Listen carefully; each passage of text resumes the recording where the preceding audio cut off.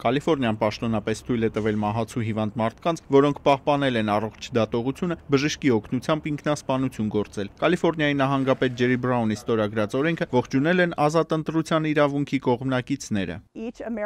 Յուրաքանչյուր ամերիկացի այս հարցի շուրջ ինքնուրույն որոշում կայացնելու իրավունք պետք է ունենա։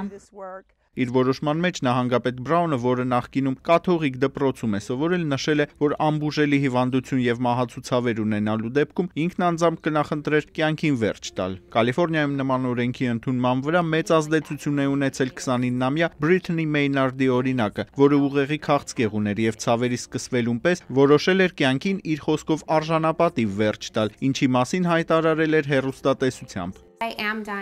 Ես հրաժարվում եմ արժանապատվությունս կորցնել մեռնելուց առաջ։